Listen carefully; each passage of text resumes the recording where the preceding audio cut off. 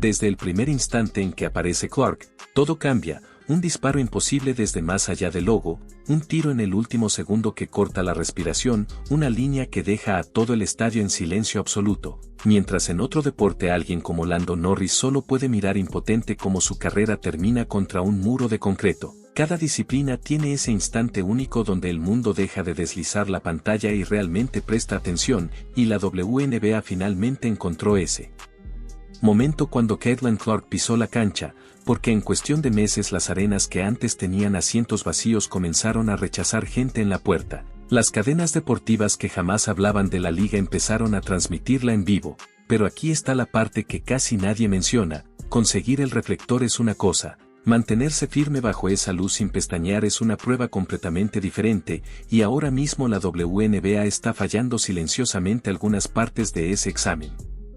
Frente a todos, quédate con nosotros porque lo que viene revela una verdad que los números por sí solos no muestran: una historia de una jugadora, una temporada y un cambio enorme. Hay una cifra que la liga prefiere no repetir demasiado: 18.9 millones, la cantidad de personas que vieron el campeonato de la NCAA en abril de 2024 cuando Caitlin Clark y Iowa se enfrentaron al poderoso equipo de South Carolina, el partido de baloncesto universitario femenino más visto en la historia de Estados Unidos, incluso con más audiencia que varios juegos de playoffs de la NBA ese mismo año.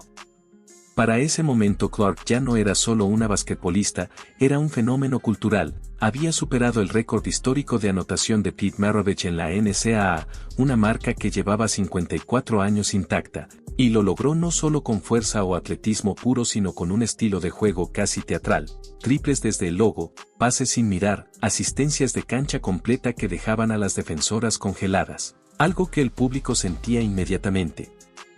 Arenas universitarias que normalmente recibían unos cuantos miles de aficionados comenzaron a agotarse semanas antes cuando Iowa llegaba a la ciudad.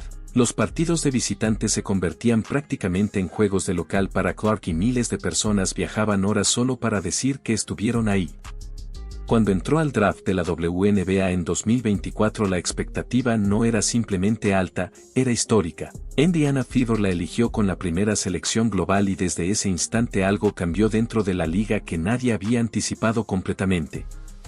Su primer juego de pretemporada atrajo más audiencia televisiva que muchos partidos de temporada regular de años anteriores. Los encuentros como visitante del Fever empezaron a llenar arenas que jamás se habían llenado. Ciudades que llevaban una década sin prestar atención al baloncesto femenino comenzaron a comprar boletos con meses de anticipación, y equipos como Seattle Storm, Chicago Sky y Atlanta Dream registraron asistencias récord cada vez que Indiana llegaba a jugar.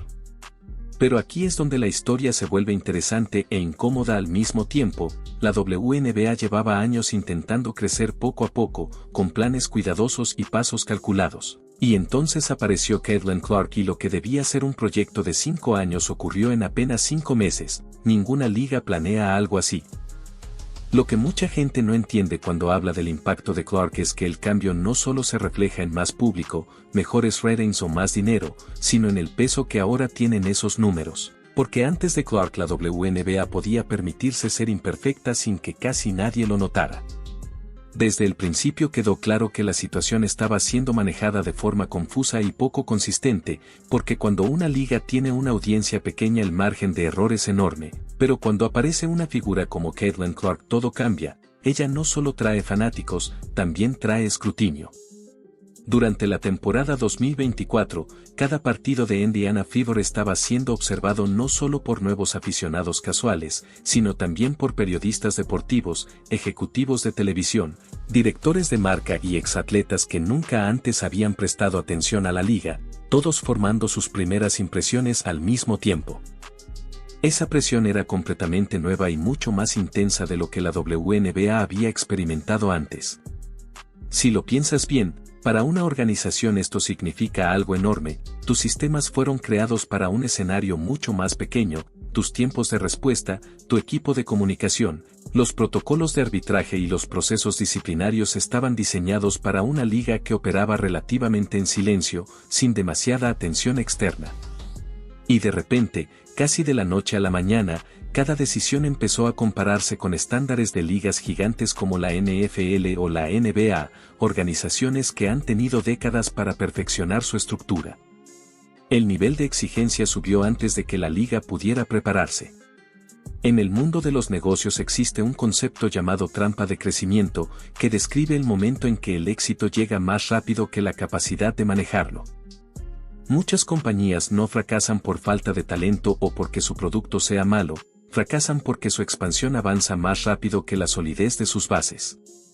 En 2024 la WNBA cayó directamente en esa trampa, no porque Caitlin Clark fuera un problema, al contrario, ella fue probablemente la mejor noticia que la liga ha tenido en toda una generación. Pero la estructura interna simplemente no estaba preparada para el impacto que ella traía consigo. Para una liga que pasó 2 décadas intentando llamar la atención del público, el verano de 2024 debería haber sido una celebración total, y en la superficie lo fue. La asistencia aumentó un 48% en toda la liga comparado con el año anterior, una cifra enorme que significa casi la mitad más de personas ocupando asientos en los estadios. Las audiencias televisivas nacionales de los partidos de Indiana Fever alcanzaron números que las cadenas no veían en el baloncesto femenino desde finales de los años 90, las ventas de mercancía crecieron, la actividad en redes sociales explotó y la aplicación oficial de la WNBA registró descargas récord. Bajo cualquier métrica tradicional, fue la mejor temporada que la liga había tenido. Pero dentro de las arenas estaba ocurriendo algo diferente. Muchos de los fanáticos que habían seguido la liga durante años, los que asistían cuando casi nadie más miraba, empezaron a sentirse como extraños en su propia fiesta. La energía era eléctrica, sí, pero distinta, menos como un público típico de baloncesto y más como una multitud de conciertos sentada junto a la cancha. La llegada masiva de nuevos seguidores creó una tensión entre los aficionados antiguos y los nuevos, entre la identidad original de la liga y su nueva audiencia, y esa tensión comenzó a filtrarse en todo. Las redes sociales se convirtieron en un campo de batalla, donde algunos seguidores de siempre sentían que su liga estaba siendo invadida por personas que solo aparecieron por una sola jugadora. Mientras tanto, la infraestructura no estaba lista, el personal no estaba preparado, los sistemas de comunicación no estaban adaptados y un área específica dejó todo eso dolorosamente evidente: la seguridad. En varios partidos de la temporada 2024, incidentes relacionados con Caitlin Clark captaron atención nacional, faltas duras, confrontaciones en la cancha y momentos que, en otro contexto, probablemente habrían terminado con expulsiones inmediatas o sanciones más severas. La respuesta de la liga fue lenta, inconsistente y en ocasiones públicamente confusa. Distintos jugadores recibieron castigos diferentes por acciones muy parecidas. Los comunicados oficiales fueron vagos y las explicaciones parecían reacciones improvisadas en lugar de decisiones claras. Y la audiencia, ahora mucho más grande y mucho más ruidosa que antes, notó cada una de esas inconsistencias. El crecimiento había llegado, pero con él también llegó la exigencia de responsabilidad. Hay algo curioso que suena extraño hasta que lo piensas bien: las ligas pequeñas no reciben el mismo nivel de críticas que las grandes.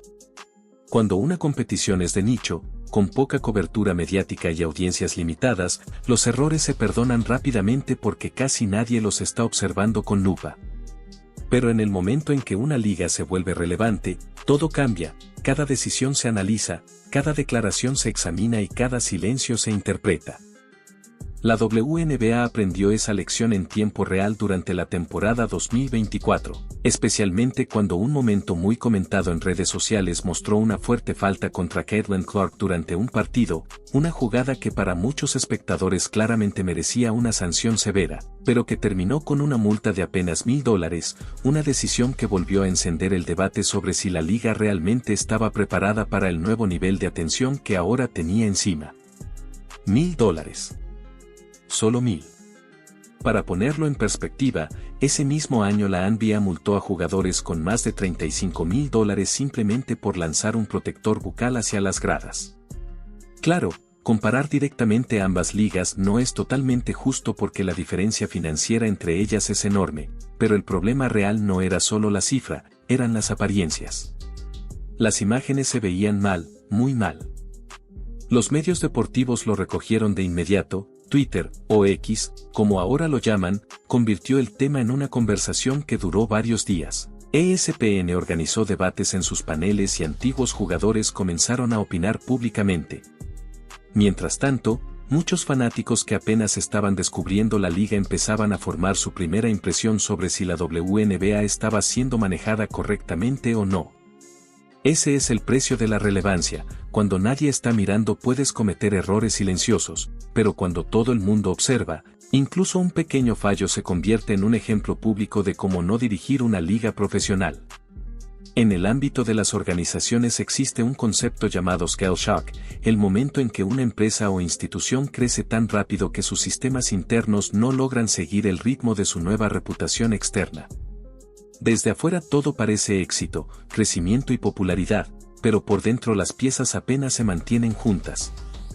Eso fue exactamente lo que estaba viviendo la WNBA, el mundo veía progreso, pero la estructura interna luchaba por adaptarse. Y el scale shock siempre trae una advertencia clara: arregla los sistemas mientras aún tienes la buena voluntad del público, o prepárate para verla desaparecer cuando los problemas se acumulen. Fue en ese contexto cuando apareció otro conflicto inesperado.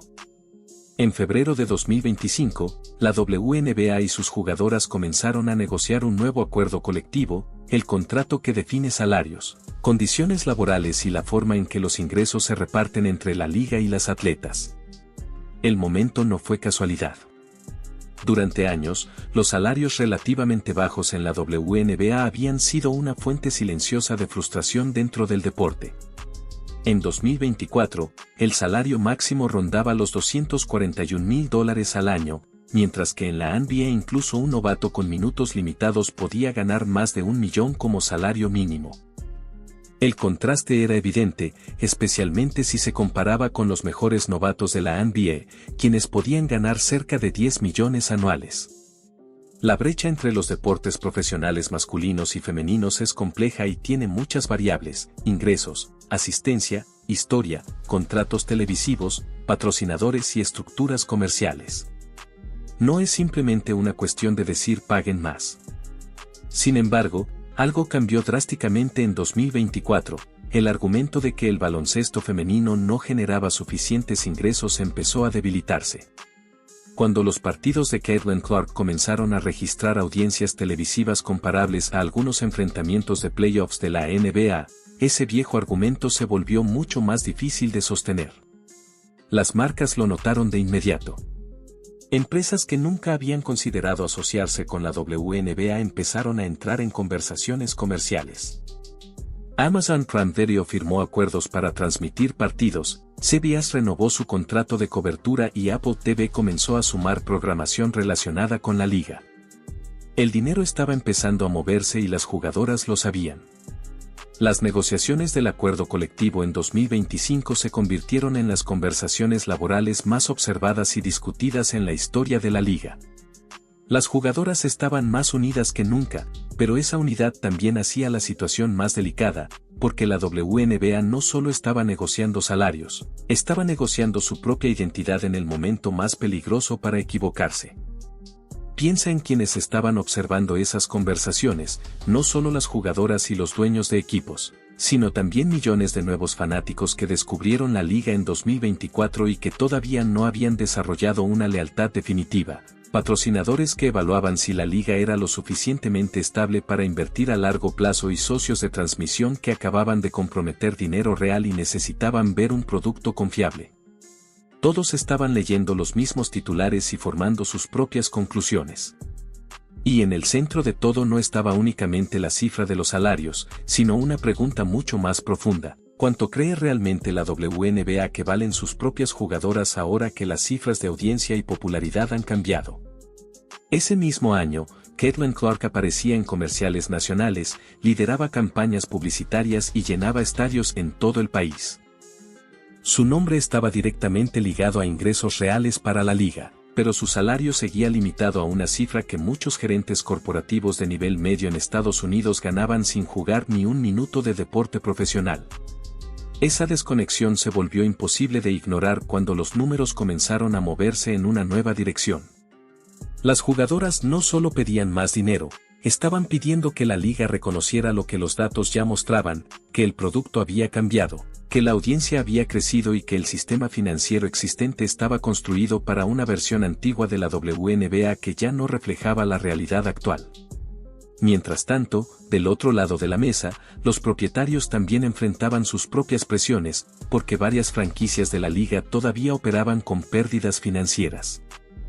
Desde hace años la WNBA ha dependido en parte del apoyo financiero de la NBA, por lo que aumentar salarios rápidamente sin ingresos garantizados representa un riesgo real, especialmente para equipos de mercados pequeños que no se beneficiaron del boom de 2024 tanto como Indiana Fever. Por eso las negociaciones laborales fueron tan complicadas, ninguno de los dos lados estaba completamente equivocado. El peligro en estos conflictos es que ambas partes se aferren a sus posiciones mientras los fanáticos nuevos, que apenas están descubriendo la liga, pierdan interés y se alejen. La historia del deporte demuestra que el momento en que una liga toma decisiones críticas puede definir su futuro.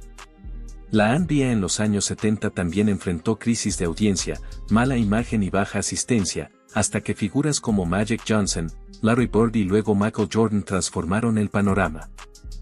La NFL vivió algo parecido. Durante décadas el béisbol dominaba en Estados Unidos y el fútbol americano tardó años de cambios estratégicos, transmisiones televisivas y eventos como el Super Bowl para convertirse en un fenómeno cultural.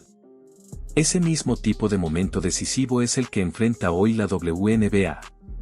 Para avanzar necesita varias cosas claras. Primero, transparencia, comunicando rápidamente qué sucede en la cancha y por qué se toman ciertas decisiones. Segundo, inversión en infraestructura, desde arenas y personal hasta calidad de transmisión y arbitraje. Tercero, cerrar el nuevo acuerdo laboral sin detener la liga. Y cuarto, desarrollar más estrellas además de Caitlin Clark. No porque Clark sea un problema, al contrario, es la mayor oportunidad que ha tenido la liga en décadas, sino porque ningún campeonato puede depender de una sola jugadora. Figuras como A'ja Wilson o futuras estrellas como Paige Bueckers también necesitan convertirse en nombres masivos para que el crecimiento sea sostenible. Sin embargo, debajo de todos los titulares positivos existe otra conversación más delicada. La liga enfrenta un debate sobre narrativa y percepción. Históricamente, alrededor del 70% de las jugadoras de la WNBA han sido mujeres negras, y durante años la liga recibió poca cobertura mediática y pocos patrocinios. Cuando Caitlin Clark, una jugadora blanca proveniente de Iowa, llegó y de repente aparecieron cámaras, patrocinadores y grandes audiencias, muchas personas notaron la secuencia de eventos. Algunos lo interpretan simplemente como dinámica del mercado, mientras que otros creen que revela cuestiones más profundas sobre visibilidad y narrativa en el deporte. Esa conversación sigue abierta y manejarla con inteligencia será clave para el futuro de la liga. Caitlin Clark llegó con una enorme base de fanáticos del baloncesto universitario y esos seguidores la acompañaron al profesional.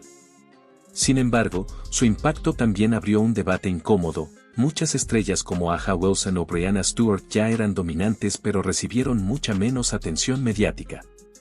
El verdadero reto para la WNBA ahora es convertir este momento de popularidad en un crecimiento real y duradero, donde todas sus grandes jugadoras reciban el reconocimiento que merecen.